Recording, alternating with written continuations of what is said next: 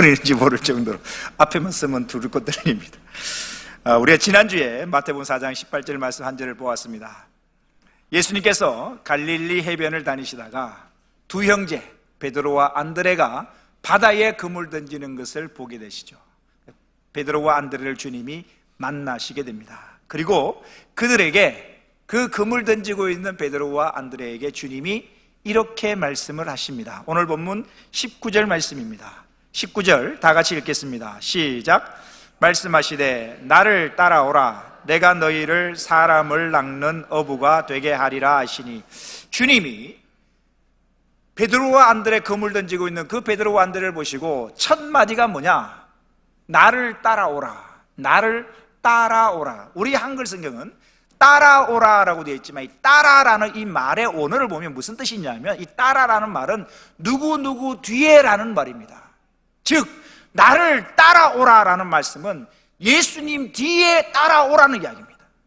우리는 이 말씀을 통해서 제자가 어떤 사람인지를 알 수가 있습니다. 제자라는 말에 대한 정의를 여러 사람들이 여러 가지로 정의하지만, 이 원어를 통해서 제자가 누구인지, 제자가 어떤 사람인지를 우리는 알 수가 있습니다. 제자란 스승의 뒤에서 스승의 발자취를 따라 걷는 사람이 제자다라는 사실입니다. 즉 예수님의 제자라고 한다면 예수님 뒤에서 예수님이 걸어가신 그 길을 따라 걷는 자가 주님의 제자다라는 사실입니다. 지금까지 베드로와 안드레는 누구의 뒤를 따라 살아간 것이 아닙니다. 자기가 자기 인생의 주인데요, 내가 계획하고 내가 생각하고 내가 결정하여 내가 내 인생 살아가는 것입니다. 누구의 뒤를 따라 살아간 것이 아니었다는 사실입니다. 그러나 예수님의 제자가 된 이후로는 모든 것을 예수님께 맡기고 오직 예수님의 뜻만을 쫓아 예수님 뒤에서 예수님 뒤를 따라 살아가야 됨을 주님이 말씀해 주고 계신다는 사실입니다. 사랑하는 성도 여러분, 우린 여기서 한 가지 적용해 볼 수 있습니다. 그렇다면 지금 나의 위치는 어디에 있는가? 과연 주님의 뒤에서 주님이 걸어가신 그 길을 따라 걷고 있는 것인가? 아니면 주님과 상관없이 내 인생에 내가 주인되어 내가 결정하고 내가 가고 싶은 길을 내가 앞장서 걷고 있는 것은 아니냐라는 것이죠. 제자란 기억하십시오. 스승의 뒤를 걷는 사람이 제자입니다. 그러면 주님이 걸어가신 그 길은 어떤 길입니까? 바로 십자가의 길입니다. 그런데요, 주님이 걸어가신 이 십자가의 길도 궁극적으로 바라보면 성경에 기록된 하나님의 말씀을 이루시기 위한 것이었다는 사실입니다. 주님의 그 십자가, 하나님이 말씀하신 성경에 기록된 그 말씀을 이루기 위한 것이었다는 사실입니다. 예수님이 가룟 유다를 향하여 하신 말씀 중에 이런 말씀이 있습니다. 마태복음 26장 24절입니다. 인자, 예수님을 두고 하시는 말씀, 인자는 자기에 대하여 뭐한 대로? 기록된 대로 가거니와. 간다는 무슨 말입니까? 십자가를 친다는 이야기입니다. 인자는 자기에 대하여 성경에 기록된 대로 가거니와. 십자가를 치는 이 길, 성경에 기록된 하나님의 말씀을 이루기 위함이라는 사실을 알 수가 있는 것입니다. 누가복음 18장 31절에서 33절에 이런 말씀이 있습니다. 예수께서 12 제자를 데리시고 이르시되, 보라, 우리가 예루살렘으로 올라가노니 선지자들을 통하여 기록된 모든 것이, 구약 성경 선지자를 통하여 기록된 모든 것이, 주님의 십자가를 포함한 이 모든 것이 인자에게 응하리라. 인자가 이방인들에게 넘겨져 희롱을 당하고 능욕을 당하고 침뱉음을 당하겠으며 그들은 채찍질하고 그를 죽일 것이나 그는 3일 만에 살아나리라 하시되. 주님이 걸어가셨던 그 십자가의 길, 그 십자가의 길조차도 성경에 기록된 하나님의 말씀을 이루기 위한 것이었다는 사실입니다. 누가복음 24장 44절에 예수님이 또 이렇게 말씀하십니다. 또 이르시되 내가 너희와 함께 있을 때에 너희에게 말한 바 곧 모세의 율법과 뭡니까? 모세 오경을 말하는 것입니다. 모세의 율법과 선지자의 글, 선지자의 글이 뭡니까? 구약의 선지서를 말하는 것입니다.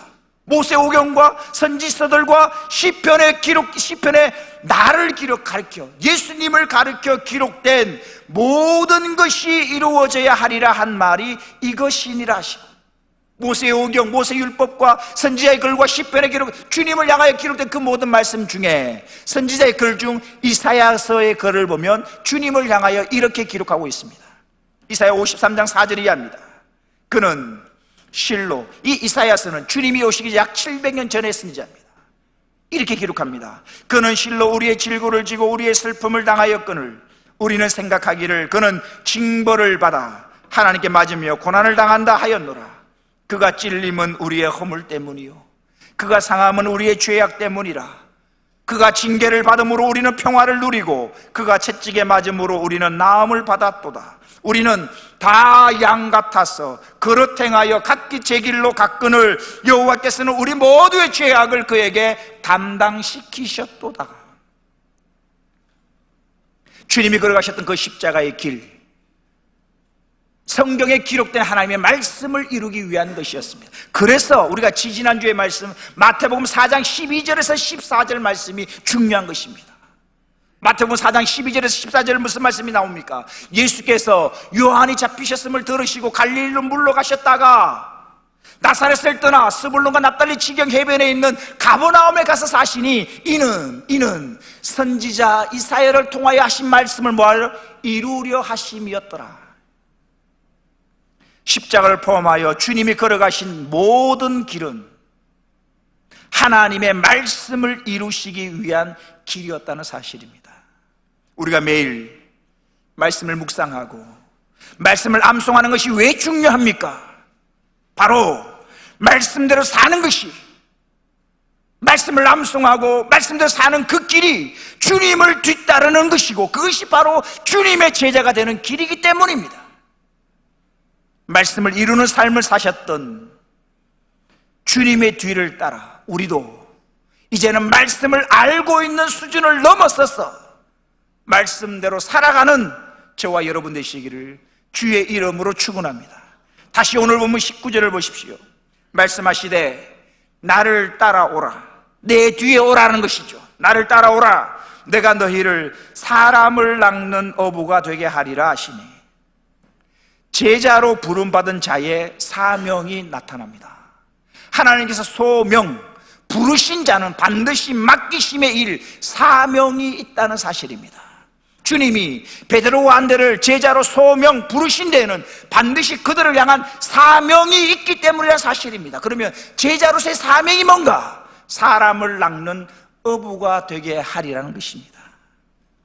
즉 주님이 베드로와 안데레를 제자로 부르신 것은 자기 자신들만 예수님을 잘 따라다니다가 천국 가는 것이 목적이 아니라 그들을 통하여 아직까지 예수 그리스도를 모르는 자들을 구원의 방주로, 구원으로 인도하기 위하여, 사람을 낚는 어부가 되게 하기 위하여 그들을 제자로 부르셨다는 사실입니다. 마찬가지입니다. 오늘 저와 여러분을 먼저 예수님 믿게 하신 것은 저와 여러분을 통해 아직까지 주님을 모르고 죄와 사망의 그늘에 있는 사람들을 구원하기 위해서입니다. 이 사명을 감당하기 위해서 우리는 매주일 119라는 것을 매주일 외치고 있습니다. 즉 말씀과 기도로 무장하여 한 영혼을 구원하자는 것이죠. 그래서 새생명 전도 축제도 하는 것입니다. 사랑하는 성도 여러분, 하나님께 부르심을 받은 자는 반드시 그 부르심에 합당한 사명이 있다는 사실입니다. 베드로와 안데레를 제자로 부르신 것은 사람을 낚는 어부가 되게 하기 위해서였습니다. 저와 여러분 역시도 사람을 낚는 어부라는 사실을 잊지 않기를 원합니다. 그런데 사람을 낚는 어부가 된다는 것을 굉장히 부담스러워 하실 수도 있습니다. 근데 그것은 오해입니다. 다시 오늘 본문 19절을 보십시오. 이렇게 기록합니다. 말씀하시되 나를 따라오라. 내가 너희를 사람을 낚는 어부가 어떻게 해요? 되게 하리라. 사람을 낚는 어부가 되게 하리라. 예수님은 베드로와 안드레에게 너희들 스스로 사람을 낚는 어부가 되라 라고 말씀하지 않으시고 친히 이렇게 말씀하십니다. 내가 너희로 사람을 낚는 어부가 되게 하리라. 내가 너희를 사람을 낚는 어부가 되도록 만들어 주겠다라는 주님의 말씀인 것입니다. 사도행전을 보면 참 재미있는 부분이 나옵니다. 베드로와 요한이 기도 시간이 되어서 성전에 기도하러 올라갑니다. 올라가는데 성전 미문 앞에 앉아서 구걸하고 있는 거지를 만나게 됩니다. 이 구걸하고 있는 거리는 나면서부터 못 걷게 된 안전뱅이입니다. 그래서 여러분, 안전뱅이가 구걸할 수 있는 최고의 명당이 어디겠습니까? 성전 들어가는 입구 그 마당이거든요. 성전에 하나님을 예배하는 그 사람이 늘 한 푼 두 푼 동양을 해주거든요. 구제를 하거든요. 참 명당, 좋은 명당 미문 앞에 앉아있는 이 나면서부터 안전뱅이가 구걸하려고 앉아 있습니다. 베드로가 그걸 지나갑니다. 베드로를 통하여 돈 한 푼 얻을 줄 알았는데 베드로가 이렇게 얘기를 합니다. 나를 주목하여 봐라. 그리고는 이렇게 얘기를 합니다. 네가 원하는 금과 은은 나에게 없다. 하지만 나에게 있는 것을 너에게 주노니 곧 나사렛 예수 그리스도의 이름으로 일어나 걸어라. 놀라운 일이 벌어집니다. 태어나면서부터 안전뱅이였습니다. 한 번도 자신의 두 발로 걸어본 적이 없는 사람입니다. 그런데 예수의 이름으로 일어나 걸으라 하신 주님, 그 베드로의 음성과 함께 손을 잡고 일으키는데 발목과 발의 힘으로도 일어나게 되고 걷게 되는 것입니다. 한 번도 자기 발로 걸어보지 못한 사람입니다. 자기 발로 걸어보니 신기합니다. 걷기도 하고 뛰기도 하는 것입니다. 그래서 베드로를 따라 성전 안으로 들어갑니다. 사람들이 봅니다. 신기하죠? 조금 전에 반드시 분명히 성전 미문 앞에 앉아서 구걸했던 그 안전뱅이가 지금 자신들과 함께 걸어다니고 있는 것이거든요. 그걸 이 베드로가 솔로몬 행각에 모여서 설교를 하기 시작합니다. 어떻게 해서 이 안전뱅이가 일어났는지 복음을 전하기 시작하고 너희가 죽인 예수 그리스도가 부활하셨다라는 예수님의 부활을 증거하기 시작합니다. 그랬더니 성전 안에 있는 제사장과 사두개인들이 시기하고 질투합니다.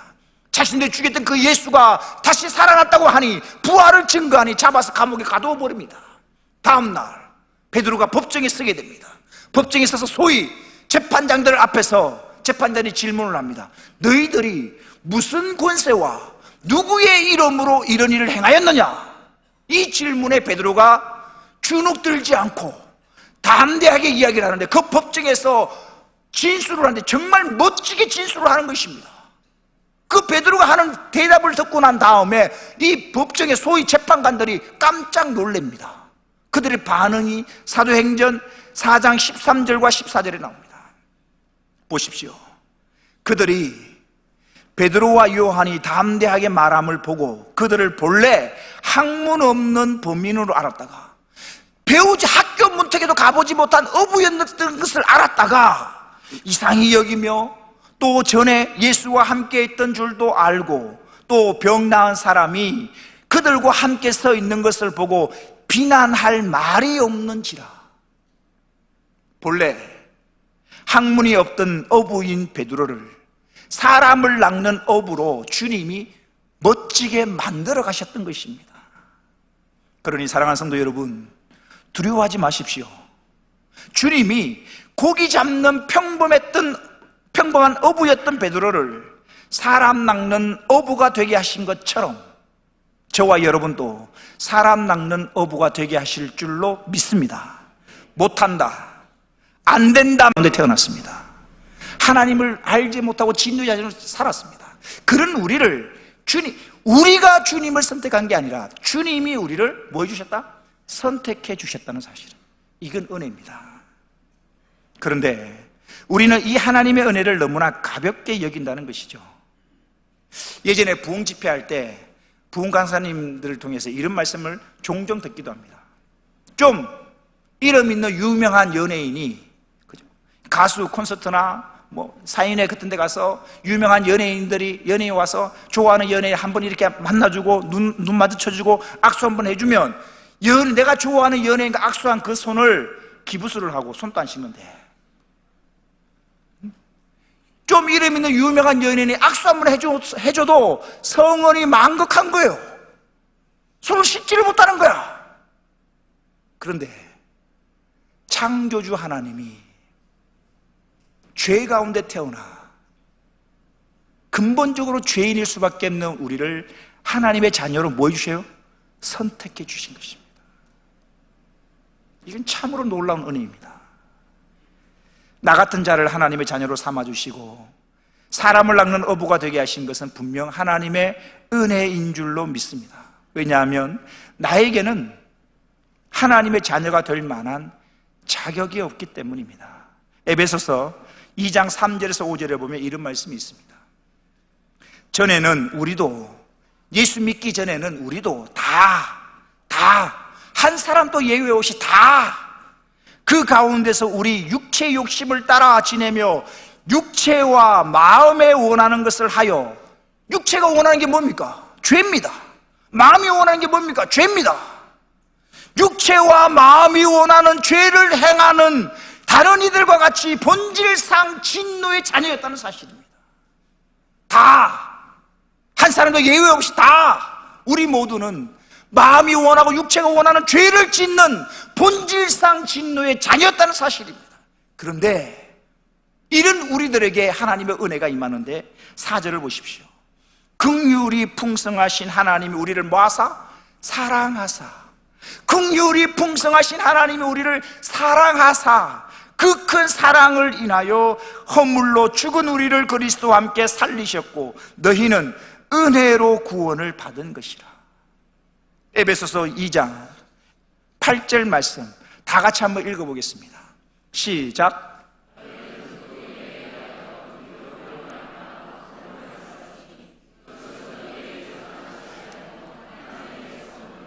구원이라는 것은 구원에 우리의 행위나 어떤 것이 들어갈 여지가 없습니다.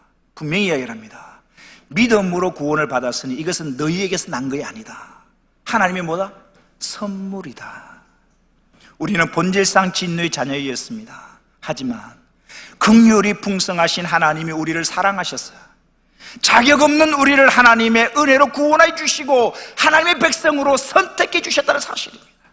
이 땅의 수많은 사람들 가운데서 자격 없는 나를 하나님의 백성 삼아주시고 사람 낚는 어부가 되게 하심이 은혜인 줄로 알아 늘 감사함으로 사람 낚는 이 사명을 감당하며 사는 저와 여러분 되기를 주의 이름으로 축원합니다.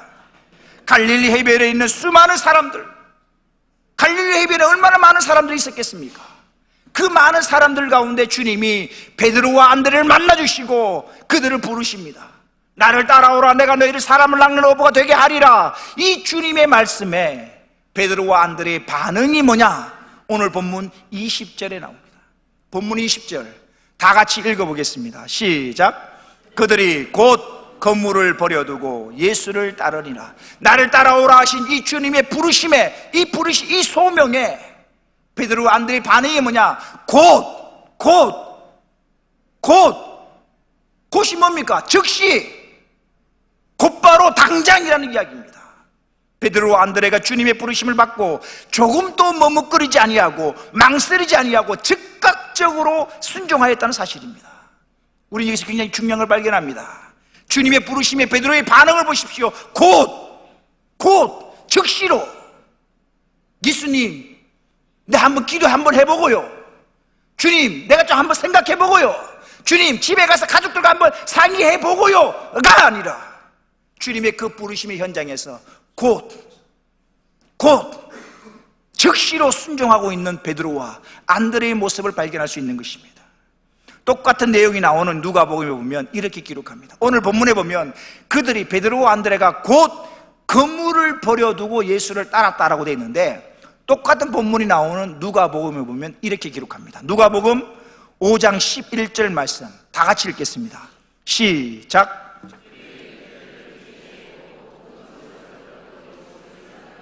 우리 본문 마태복음에 보면 건물을 버려두고라고 되어 있는데 누가복음에 보면 뭘 버려요? 모든 것을 버려뒀다니. 모든 게 뭐냐? 베드로와 예수님이 만날 때 베드로가 밤새도록 고기를 잡지 한 마리도 못 잡았어요. 주님이 깊은 곳에 가서 그물을 내려라 할 때 주님의 그 말씀에 순종하여서 깊은 곳에 가서 그물을 내렸더니 2배에 가득할 정도로 많은 물고기를 잡은 것입니다. 밤새도록 한 마리도 못 잡았는데 주님이 깊은 데로 가서 그물을 내려라 하신 주님의 그 말씀에 순종하여 그물을 내렸더니 신기한 일이 벌어집니다. 밤새도록 못 잡았던 그 물고기가 2배에 가득 채울 만큼 놀라운 물고기를 잡은 것입니다. 그래서 지금 이 누가복음에 모든 것을 버렸다라고 할 때 이 모든 것이 뭐냐? 2배에 가득 채우는 물고기, 즉 현금입니다. 물고기를 팔아서 돈을 버는데 2배에 가득 채울 만큼 그 많은 물고기와 배와 그물을 다 버렸다는 것입니다. 모든 것을 버려두고 예수를 따랐다는 것입니다. 예수님을 만나기 전까지 어부였던 베드로에게 가장 소중한 것은 뭐였나? 배와 그물입니다. 어부에게 있어서 배와 그물만큼 중요한 게 뭐가 있겠습니까? 이 배와 그물이 왜 필요합니까? 고기를 잡기 위해서입니다. 그런데 신기한 일이 벌어졌습니다. 지금 어부였던 베드로에게 2배 가득 채울 만큼 물고기를 잡았습니다. 근데 그 물고기와 배와 그물을 버리더라는 것입니다. 왜냐? 예수님을 만났기 때문입니다. 사랑하는 성도 여러분, 나는 아직까지 예수님보다 더 소중하게 여기는 것은 없을까? 예수님을 만난 베드로와 안드레는 지금까지 자신들이 가장 귀하게 여기는 그 모든 것들, 배와 그물과 많은 물고기들 다 버려두고 예수님을 따랐다라는 이 말씀은 오늘날 우리들 어떻습니까? 조금 더 많이 갖기를 원하고 조금 더 많이 가지려고 하는 우리들에게 하나님이 하시는 말씀일지도 모릅니다. 다시 오늘 본문 19절과 20절을 보십시오.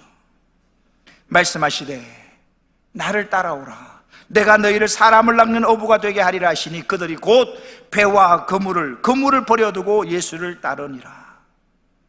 나를 따라오라는 주님의 이 명령에 방금 잡은 2배 가득한 그 물고기와 배와 그물을 다 놔두고 또한 지금까지 살아온 어부로서의 삶을 뒤로 하고 예수님을 따르는 제자가 된다는 것은 인간적으로 보면 결코 쉬운 결단이 아닙니다.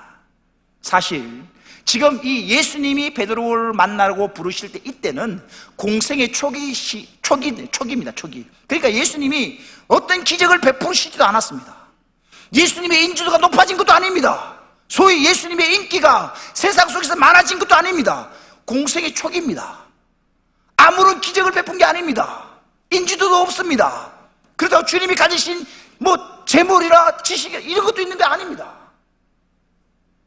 게다가 주님이 베드로와 안드레에게 얘들아 나를 따라오너라. 내 제자가 되면 너희들 돈도 많이 벌고 자녀도 잘 되고 하는 일마다 잘 될 거야 라는 어떤 축복과 약속을, 보상을 약속하시지도 않았습니다.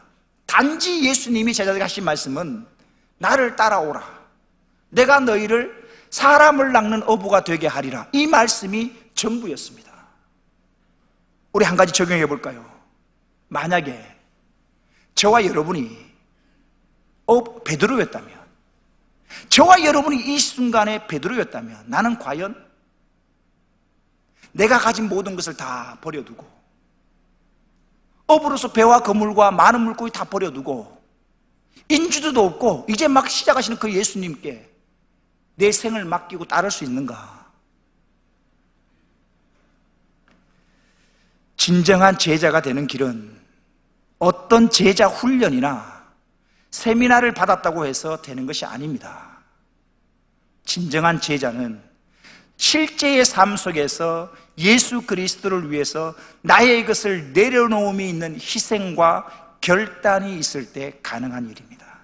즉 배와 그물을 버리지 못하고서는 또한 자기 자신을 부인하는 삶이 없이는 결코 주님을 따르는 제자가 되길 수는 없다는 사실입니다. 제자는 머리로 되는 게 아닙니다. 제자는 말로 되는 게 아닙니다. 제자는 삶으로 되어지는 것입니다. 인류 역사상 가장 안타까운 사람을 뽑으라면 아마도 이 사람을 뽑을 수가 있을 것입니다. 바로 예수님의 제자가 되어 영원토록 하늘 영광을 누릴 수 있는 기회를 가졌음에도 불구하고 그 기회를 스스로 차버린 사람입니다. 마가복음 10장 17절 이하에 나옵니다. 보십시오. 예수께서 길에 나가실새 한 사람이 달려와서, 다른 복음서에 보면 부자 청년으로 나옵니다.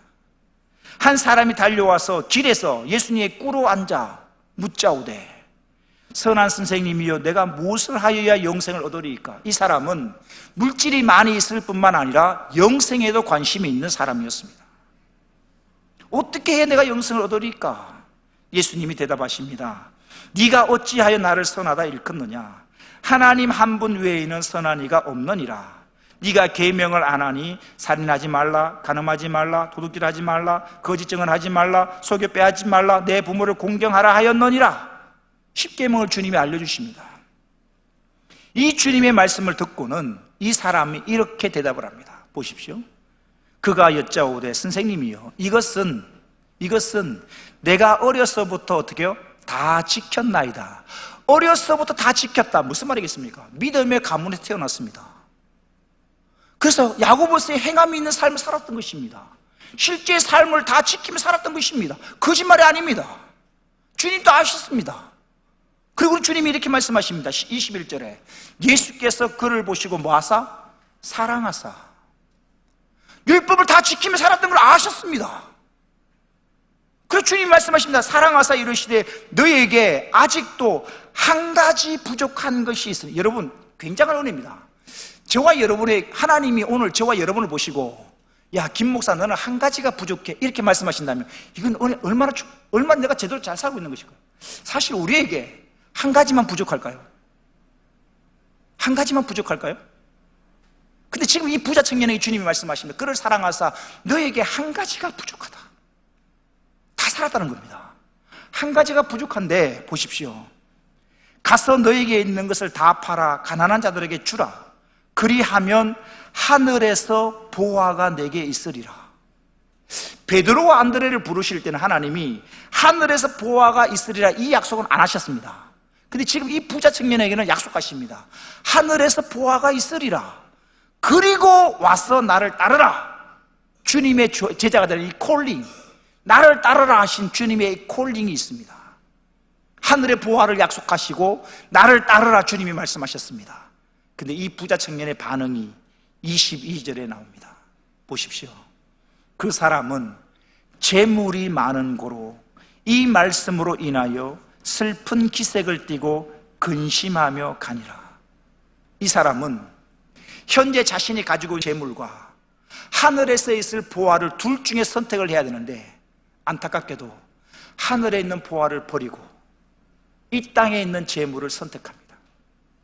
그리고 근심하며 집으로 돌아가 버립니다. 사랑하는 성도 여러분, 약했던 그 새 차가 낡고 썩고 부패하여 주인에게조차 버려졌습니다. 우리가 주님께 드리는 것들은 결국은 다 썩고 없어질 것들입니다. 그런데 그 썩고 없어질 것을 주님께 드리면 우리 주님은 그것을 받으시고 영원히 없어지지 않을 하늘 보화를 주신다는 사실입니다. 그러니 이것만큼 수지 맞는 장사가 어디 있겠습니까? 오병이의 빵 때문에 주님 곁에 머물러 있는 무리가 되지 마시고 우리 모두 주님의 부르심에 베드로와 안드레처럼 순종하여 제자의 삶을 살아갈 수 있는 저와 여러분 되시기를 주의 이름으로 축원합니다. 말씀을 마칠까 합니다. 예수님은 베드로와 안드레를 제자로 부르시면서 이렇게 말씀하십니다. 나를 따라오라. 제자란 누구인가? 스승의 뒤에서 스승이 걸어가신 길을 따라 걷는 사람이 제자입니다. 사랑하는 성도 여러분, 무슨 일이 있어도 주님보다 앞서지 마십시오. 주님이 하셨던 말씀과 주님이 하셨던 행동들을 기억하면서 주님이 걸어가셨던 그 길을 따라 걷기를 원합니다. 그렇게 주님의 발자취를 따라 살아가는 작은 예수가 되기를 주의 이름으로 축원합니다. 두 번째는 주님을 만난 베드로와 안드레는 그들에게 있어서 어쩌면 가장 소중한 배와 그물과 물고기를 모두 버리고 예수님을 따랐다는 사실입니다. 이것을 통해서 우리가 한 가지 알 수 있는 것은 예수님을 만난 사람은 가치관이 변하고 우선순위가 변한다는 사실입니다. 우리 중고등부 아이들이 이번 학예순위 주제가 꿈과 우선순위입니다. 베드로의 어부였던 베드로가 예수님을 만나기 전에는 가장 중요하고 우선순위는 배와 그물이었습니다. 근데 주님을 만나보니 그 배와 그물과 많이 잡았던 물고기도 다 버려지더라는 것입니다. 주님을 만나기 전에 내 중심이었습니다. 그러나 주님을 만나보니 내 중심이 아니라 예수님 중심으로 바뀌고, 예수님을 만나기 전에는 많은 물고기가 소중했는데 이제는 주님을 만나고 보니 주님께 받은 사명이 더 소중하다는 것입니다. 그래서 사도 바울도 이렇게 고백합니다. 빌립보서 3장 8절 다 같이 읽겠습니다. 시작. 또한 모든 것을 해로 여김은 내 주 그리스도를 아는 지식이 가장 고상하기 때문이라. 내가 그를 위하여 모든 것을 잃어버리고 배설물로 여김은 그리스도를 얻고. 사도 바울이 고백합니다. 예수 그리스도를 아는 지식이 가장 고상하다. 주님을 모를 때 소위 이 사도 바울은 소위 서울대 나온 엘리트 코스입니다. 엘리트 코스를 밟은 사람입니다. 그런데 주님을 만나보니 그 모든 것, 내가 쌓아놓던 그 모든 것들 다 잃어버리고 배설물로 여기면 내가 예수 그리스도를 얻었기 때문이다 라고 고백합니다. 사랑하는 성도 여러분, 나에게 있어서 가장 중요한 우선순위는 무엇입니까? 아직까지 배와 그물이 중요합니까? 아직까지 물고기에 관심이 있습니까? 저와 여러분의 우선순위가 예수 그리스도가 되어지기를 주의 이름으로 축원합니다. 마지막으로 내가 주님께 드리는 것을 가만히 보십시오. 배와 그물 작은 건 아닙니다. 결코 참 크고 귀한 건 맞습니다. 그런데 귀하게 여겨지는 그것도 결국은 썩고 없어질 것들이란 사실입니다. 하지만 우리 주님은 우리가 드리는 그것을 받으시고는 영원히 사라지지 않을 하늘의 상급으로 주신다는 사실입니다. 이 사실을 기억하여 베드로와 안드레처럼 내가 가진 것을 주를 위하여 기꺼이 드림으로 하늘 보화를 상으로 받는 복 있는 저와 여러분 되시기를 주의 이름으로 축원합니다. 기도하겠습니다. 하나님 감사합니다.